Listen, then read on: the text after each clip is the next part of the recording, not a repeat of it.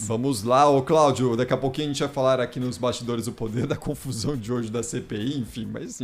Coisas de CPI da pandemia no Senado, que aquilo lá está se transformando em alguma coisa, enfim, menos um ponto central Falta de investigação. Assunto, né, dá nisso. Enfim, mas a gente teve uma decisão importante, a conclusão da votação em primeiro turno da reforma eleitoral. Vira e mexe, eles vão lá e decidem novas regras. Agora, a novidade, Cláudio, talvez, não sei se você analisou, aponta aí por tudo que foi aprovado, talvez o grande destaque foi a volta das coligações, que tinham sido suprimidas na última, 4 anos atrás, agora tá de volta a coligação para a eleição no ano que vem, né? Exatamente, Cris. Esse, aliás, é um dos maiores retrocessos da reforma eleitoral, né? Porque, afinal de contas, foi um avanço mesmo da democracia brasileira restringir as coligações, porque isso fere de morte os partidos de aluguel, partidinhos que vivem, que são criados para negociar tempo de TV, negociar uma série de coisas, né? No Brasil, essa coisa de criar partidos é muito facilitada pela legislação. Tem lá um manual, que é produzido pelo Tribunal Superior Eleitoral, tem lá uma espécie de manual, é só seguir aquele manual que você cria um partido. Foi assim que surgiu o PROS, por exemplo, né? Foi criado por um cidadão absolutamente desconhecido até da política do seu estado, de Goiás. Foi lá com muita paciência, cumprindo cada uma daquelas exigências que são bobas, acabou criando um partido político que virou uma mina de ganhar dinheiro, né? Virou uma mina uma usina, digamos assim, de recursos públicos, né? É o partido que compartilha, por exemplo, as receitas ou as despesas nossas, né, com o fundo partidário, né? O ano passado foram mais de R$ 1 bilhão de fundo partidário. Este ano também, alguma coisa próxima disso, para além do fundo eleitoral, somando os dois, inclusive com a previsão de aumento na reforma eleitoral do fundo eleitoral, desse fundo eleitoral, nós vamos gastar para sustentar esses malandros 7 bilhões de reais, por mais de 7 bilhões de reais por ano, né? Sobretudo, eu me refiro ao ano de eleição, da eleição de 2022. 7 bilhões que eles vão ali dividir, né? Fazer a sua própria rachadinha. E nós é que sustentamos isso. O partido político é uma agremiação, né? É uma associação privada, né? Porque, afinal de contas, é composta de gente que se reúne, se junta e elege seus dirigentes, etc.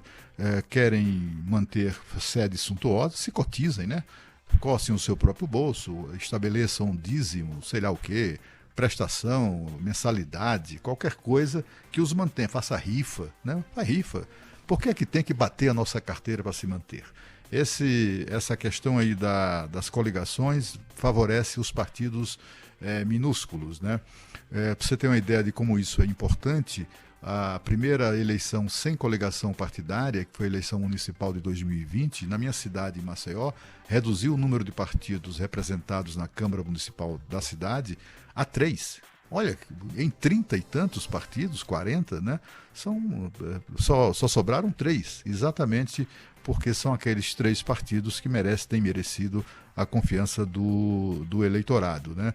Nas democracias sérias, mundo afora, tem ali 2, 3 partidos, né? É assim que funciona.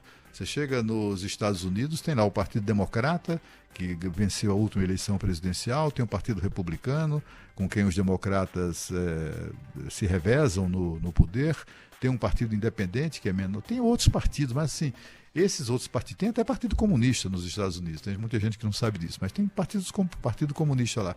Mas, enfim, apesar disso, são agremiações particulares de um grupo de pessoas que acreditam naquelas ideias, naquele programa e se juntam para defendê-lo, né, ou para defender as suas propostas. Não precisa bater a carteira das pessoas como está acontecendo aqui no Brasil. Esse projeto de reforma eleitoral começou pela rejeição da proposta, uma das suas propostas principais, que era o distritão, que é o nome popular que se dá à eleição majoritária para deputados federais, estaduais e vereadores, né? Seriam eleitos os mais votados, né? E isso eles acabaram. O que a Câmara fez ontem, como aliás de resto acontece sempre em votações do gênero que envolvam regras de eleição, O que os deputados federais fizeram ontem foi votar medidas que facilitam a reeleição deles. Simples assim, né? Se eles forem eleitos com coligação partidária, eles restabeleceram essa coisa, né, da coligação partidária. Se eles precisam desse ou daquele detalhe, né, aquele truque que facilita a recondução deles aos cargos que hoje exercem, eles retomaram tudo isso. Mas também introduziram coisas interessantes, que é bom a gente prestar atenção e que eu acho que são bastante razoáveis. Talvez a coisa mais, a decisão que sinaliza, digamos assim, a democratização dos processos no Poder Legislativo foi a decisão que está lá no projeto, não sei se isso vai ser mantido em segundo turno, né, de votação, mas é uma decisão importante que facilita, estimula até a apresentação de projetos de origem popular. Hoje, as regras hoje estabelecidas dificultam muito isso, né? São tantas as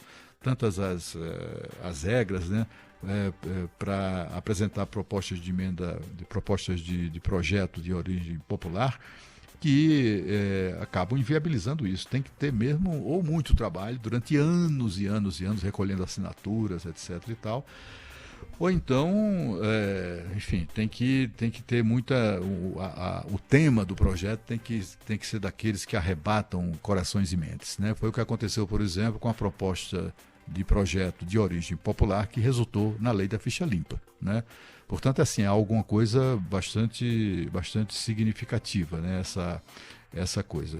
Antes, por exemplo, eu acho que a lei da ficha limpa tem que ver, mas assim, eles tiveram que juntar 2-3 milhões de assinaturas para conseguir ser levado em consideração lá no Congresso Nacional, né? Hoje a Constituição permite que a apresentação desse tipo de projeto de origem popular tem que ser apoiado no mínimo por 1% do eleitorado nacional. Imagina, tá? 1% do eleitorado nacional é ali 1 milhão de votos, né? São 100 milhões mais ou menos, dá 1.200.000, 1.300.000 votos. Além disso, esse 1% tem que estar distribuído em pelo menos 5 estados. E em cada um deles deve haver um mínimo de 0,3% de eleitores que subscrevem o projeto, né? Enfim, a decisão agora, a novidade é que isso acaba, essas exigências todas acabam e passa a valer apenas o apoio de 100 mil eleitores. Qualquer projeto de iniciativa popular com 100 mil assinaturas já ganha o direito de tramitar na Câmara dos Deputados. Isso foi muito interessante, eu acho que é um avanço.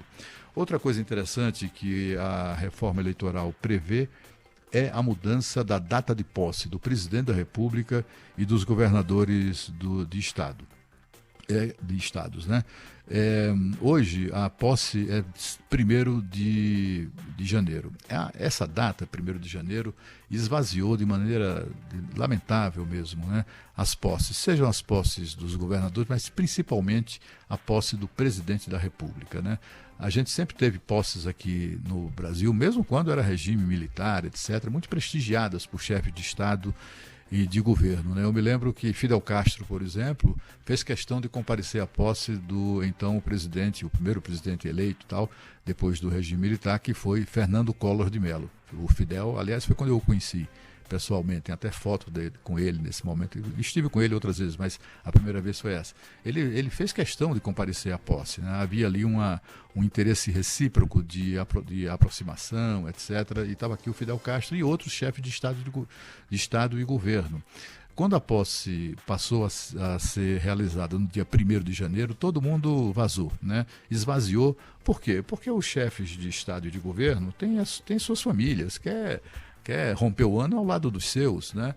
Quer estar lá, fazer ali uma mensagem, né, de Feliz Ano Novo e tal, ao vivo para o seu país, ali no dia 31, etc. Não dava para vazar dos seus países no dia 30 ou no dia 31 para chegar aqui a tempo da posse no dia 1º. Com isso, o Brasil perdeu muito em importância as posses de presidente. Agora, pela nova regra, essa posse deve ser realizada até o dia 5 de janeiro.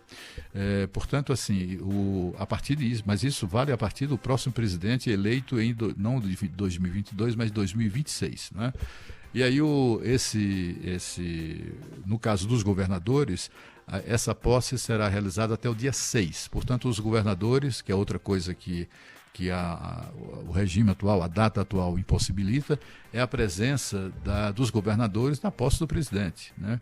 Muitos governadores, se não todos, precisam participar até por razões protocolares, né, de estar presente na posse do presidente. Então, eu acho que é uma boa medida. É um projeto que tem alguns avanços, mas também tem retrocessos lamentáveis, como esse, por exemplo, que restabelece a coligação nas eleições proporcionais.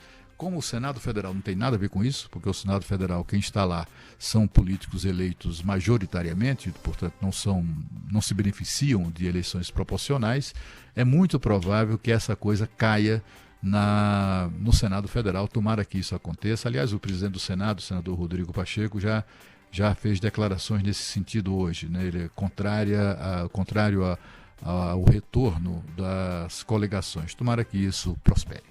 Aliás, o Rodrigo Pacheco, da forma como estava antes da aprovação, ele já anunciava ali que no Senado não passava, né, Cláudio? Aparentemente esse texto aprovado facilita um pouco mais as coisas.